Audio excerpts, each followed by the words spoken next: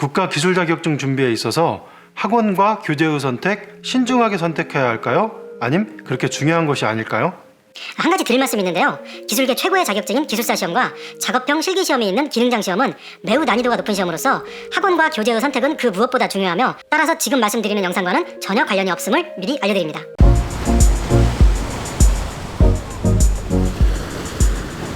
여러분들이 자격증 준비하시는데 가장 먼저 고민하시는 게 교재의 선택이죠. 그리고 준비하시는 자격증이 생소한 과목이 많다면 학원을 가야 하나? 아니면 그냥 인강을 들을까? 이런 고민들도 하시죠. 만약에 학원이나 인강을 들으시게 되면 거기서 주는 교재로 그냥 공부하시게 되겠죠?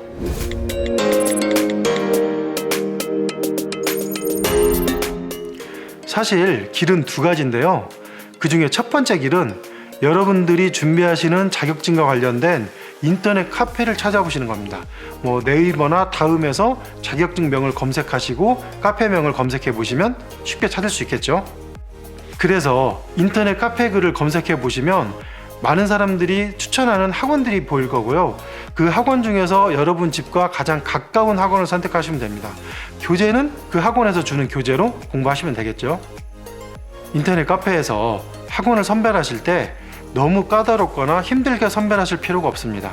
학원이 좀 유명하다면 다 거기서 거기입니다. 어차피 국가기술자격증 시험은 60점만 넣으면 되는 절대평가이기 때문에 그렇게 학원 선택이 중요한 것은 아닙니다. 이 방법의 가장 큰 장점은 학원에서 합격을 책임지니까 학원에서 시키는 대로만 공부를 따라 하시면 된다는 거죠. 그러면 누구나 합격한다는 거죠. 또 하나, 노동부 환급과정이라는 학원비를 절감하는 제도도 있는데요. 이건 뭐냐면 여러분들이 처음에는 학원비를 내시지만 나중에 노동부에서 그 금액을 환급받는 겁니다. 학원에 전화하셔서 재직자반이나 실업자반에 대해서 자세히 한번 문의해 보시면 학원에서 상세히 안내해 드릴 겁니다. 또 한 가지 큰 장점이 있는데요. 학원은 동일한 자격증에 관심이 있는 사람들끼리 같이 모여서 공부하는 것이죠. 그렇다 보니까 그분들과 관계를 잘 유지한다면 나중에 실무에서도 도움을 받을 수 있는 일이 생기겠죠. 단점은 하나입니다. 그렇지 않아도 삶이 바쁘고 힘든데 시간을 별도로 내서 학원까지 왔다 갔다 하셔야 된다는 거죠. 이거 생각보다 번거롭고 힘듭니다.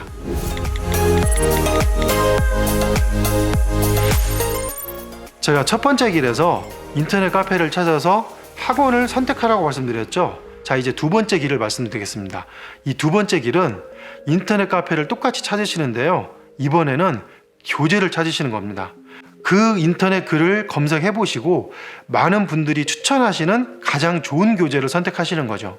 인터넷 카페 글을 검색해 보셨다면 이번에는 좀 큰 대형 서점에 가보시는 겁니다.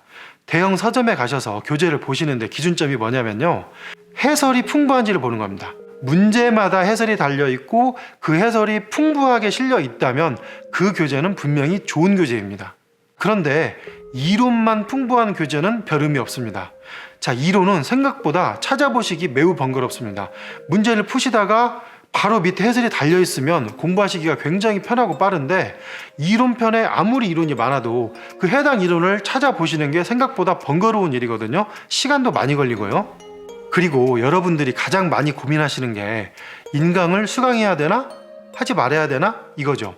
이거는 개인적인 능력이나 자격증 난이도에 따라서 결정하셔야 합니다. 자격증 난이도가 좀 높다면 당연히 인강 수강하셔야 되고요. 자, 개인적인 능력이라는 의미는 그 해당 자격증에 어떠한 과목이 있을 때 그 과목에 대해서 어느 정도 아신다면 인강을 수강하실 필요가 없겠죠. 하지만 너무 생소한 과목이 많다면 당연히 인강을 수강하시는 게 훨씬 더 빠릅니다. 자, 인강을 수강하실 때 기준이 뭐냐면요, 너무 긴 강의 필요 없습니다. 사실 개괄적인 내용만 이해하시면 되거든요. 개괄적인 내용만 이해하시고, 이미 말씀드렸지만 핵심은 뭐죠? 기출문제죠. 기출문제만 열심히 푸시고 암기하시면 되기 때문에 개괄적인 내용을 인강으로 이해하시고 기출문제를 암기하시고 시험 보시면 되는 거죠. 저희 공부한수에서도 인강과 비슷한 걸 제공하고 있는데요. 조리기능사, 제거제빵기능사, 지게차 운전기능사, 굴삭기 운전기능사, 이런 것들이죠. 비교적 강의가 좀 짧습니다. 자, 이렇게 좀 짧은 강의들, 즉 무료 강의들을 유튜브나 인터넷 쪽에서 한번 찾아보시면 있을 수가 있거든요. 이런 강의들을 가능하면 짧은 강의들을 수강하시는 것이 훨씬 더 유리합니다. 짧은 강의를 수강하셔서 전체적인 흐름과 분위기만 잡아주시고 기출문제를 공부하시면 되는 거죠. 인강 중에 기출문제를 풀어주는 인강이 있다면 그건 괜찮습니다. 기출문제 자체가 어차피 출제되는 문제이기 때문에 그 문제를 인강을 통해서 좀 더 쉽게 공부하시면 훨씬 더 효율적으로 빠르게 공부하실 수가 있겠죠. 그리고 요즘 교재들을 한번 잘 찾아보시면 강사가 설명을 해놓은 듯이 해설을 매우 자세하게 써놓은 교재들이 있거든요. 그런 교재들을 한번 잘 찾아서 독학을 한번 고려해 보시는 것도 하나의 방법일 수 있습니다. 자격증이 좀 쉽다면요.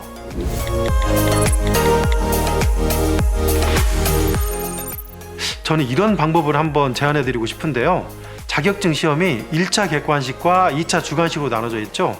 근데 보통 1차 객관식은 그렇게 어렵지 않습니다. 어차피 객관식으로 찍을 수 있는 거니까요. 근데 2차 주관식은 뭔가 적어내야 되니까 상당히 좀 까다롭고 암기할 양도 많습니다.